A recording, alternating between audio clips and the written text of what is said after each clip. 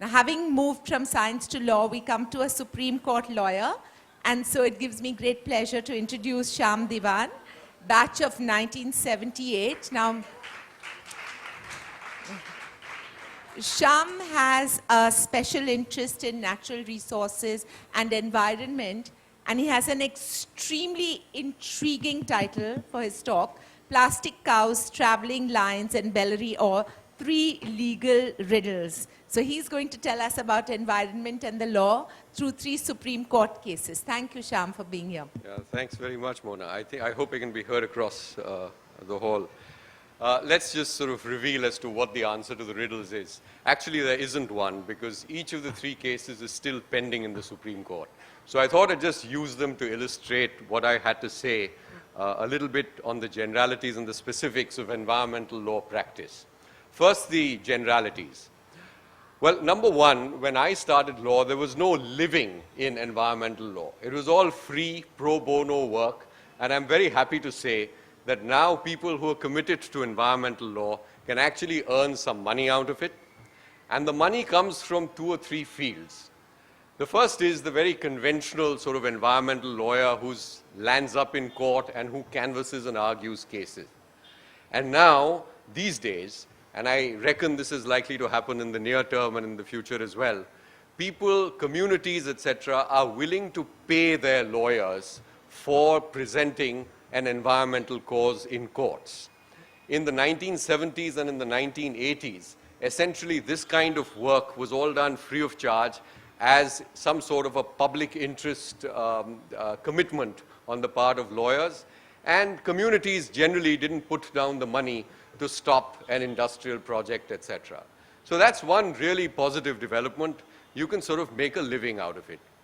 The second is that initially there was, virtually in the 1980s, if you were an environmental lawyer, you worked basically for NGOs.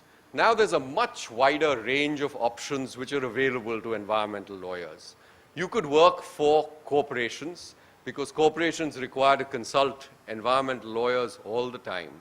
You could be a litigator, like the one which is the sort of practice I engage in, which is presenting cases in before 1 or more irate judges in the Supreme Court and the High Courts, and try and persuade them to your point of view. The third type of environmental law which one can practice is in the field which I would broadly describe as the non-governmental organization sector, which includes both local NGOs as well as international NGOs. I was delighted that one of the interns who had worked in my chambers about 1.5 years ago is now working out of London with Greenpeace.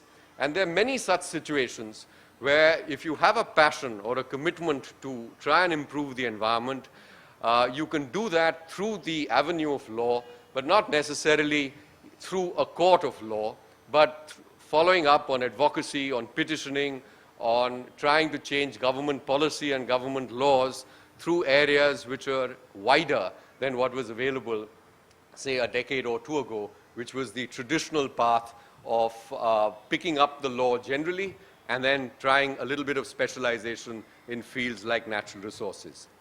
And to illustrate this, maybe I should tell you about plastic cows. And what is this plastic cow case about? Well, what happened is that there is an animal rights NGO or an animal welfare group in Puttaparthi, which is in Andhra Pradesh. And they've got a lovely hospital and a beautiful premises. And when you visit that site, it's quite remarkable. It was very revealing to me. There were about 40 or 50 dogs, but most of them had no limbs, for example. And so they had all sorts of devices and contraptions which helped them move around. You had a large number of monkeys who were electrocuted on wires, who'd sort of fallen down, and then they were rescued by this particular animal welfare society. There were birds which during their migratory route had lost a wing, and they were helped out.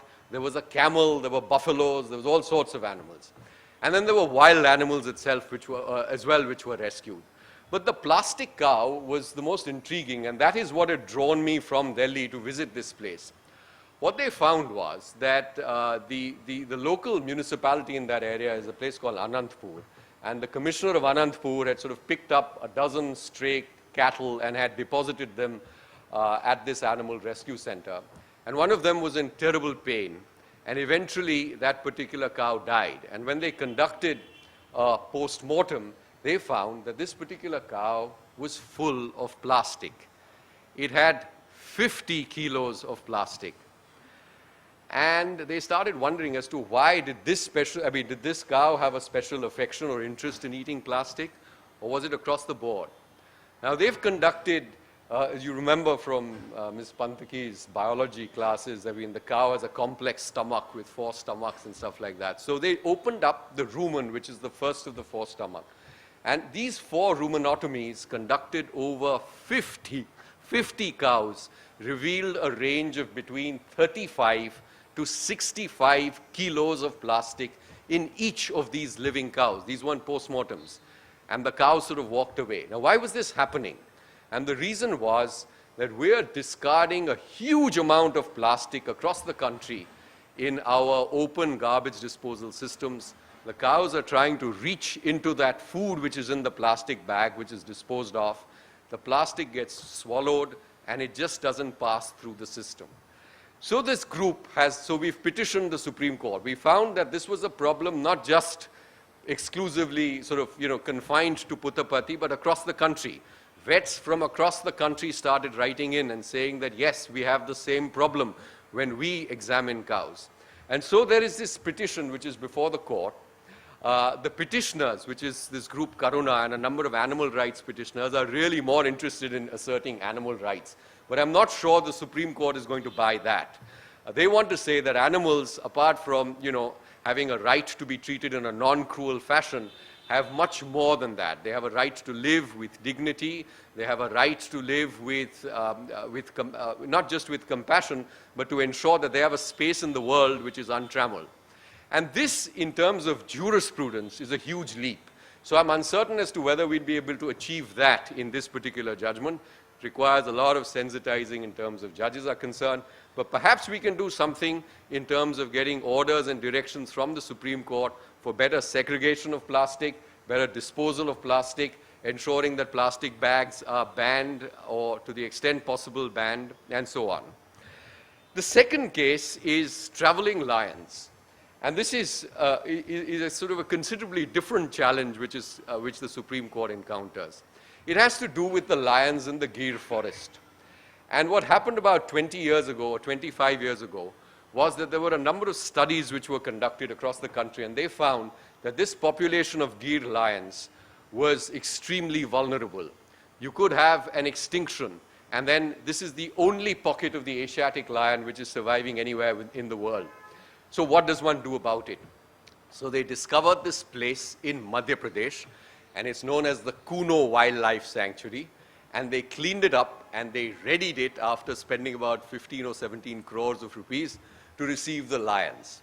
Initially, the state of Gujarat didn't want to part with the lions because they thought that, pride of Gujarat and this, that, and the other. But then there was a very much stronger scientific basis to the whole thing, which was Kuno really ready for it? And at a certain level, it involved deeper studies.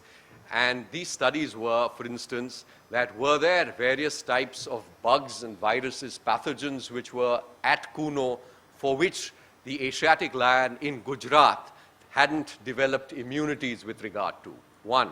Number two, why did Kuno, which was in the traditional range of the Asiatic lion, why could it not host Asiatic lions beyond, say, about 300-400 years ago? What was the reason for the extinction from this region?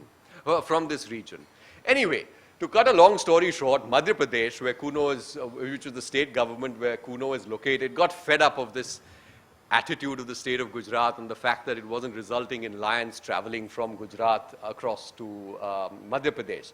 So they hit upon an idea, and they said that we've got this sanctuary ready, so let's have cheetahs instead. So the government of India negotiated with the government of Namibia.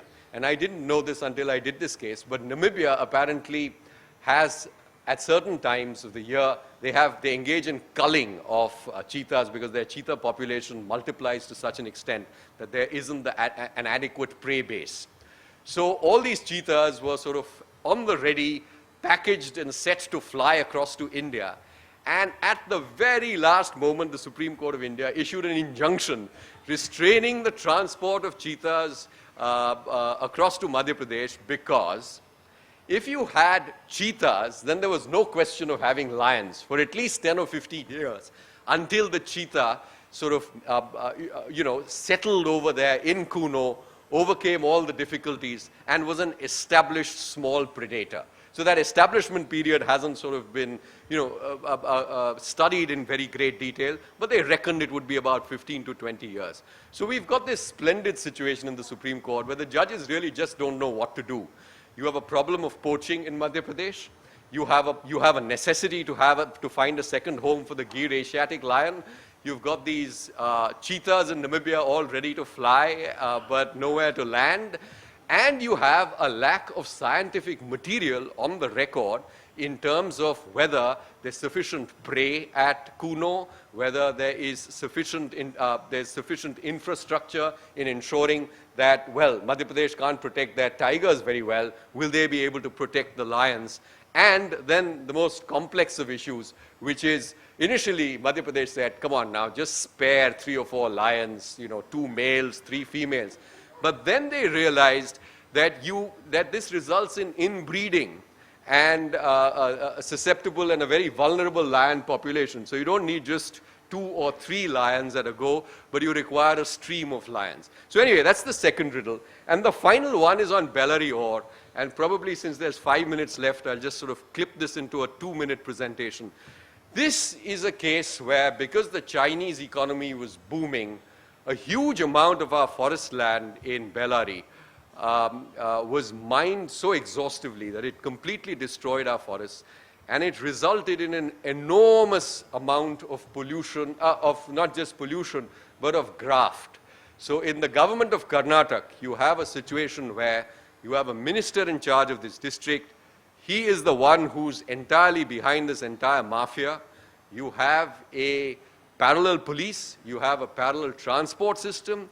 The money involved is so great that you can suborn the entire administrative checks and balances. And again, this has landed up in the Supreme Court, and the Supreme Court is really tackling this particular case and is trying to find a path on how we can balance the environment, balance our interests with regard to protecting our forests for future generations, and at the same time ensure that your industry, which depends on iron ore, doesn't dry up and their furnaces sort of keep burning. Thank you very much. I'm happy to take a question or two if there's time. Thank you. I think those riddles were really well answered, and we've got time for questions if there are any questions. Hello, Shyam. I'm Gomati Venkateshwar, a one-time principal of the school, but now in Calcutta, working for an environmental group. And I think it's been worthwhile coming from Calcutta just to hear you, because I need to know that there is one person who fights for environmental issues which are very close to our heart. These plastic cows is what we are actually working on right now. I don't know if you know that Vishwa Bharati, the Shantiniketan University, is celebrating the Paush Mela in a week's time.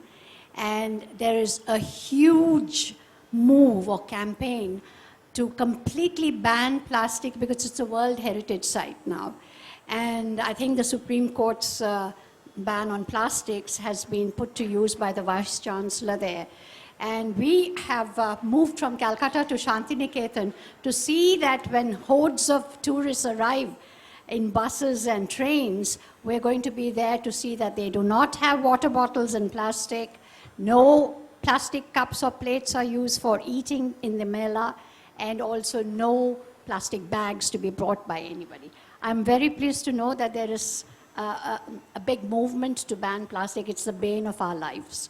Thank you. Thanks very much. But I think in terms of environmental challenges for the young people in this audience, I think this country is going to face them for the next several decades.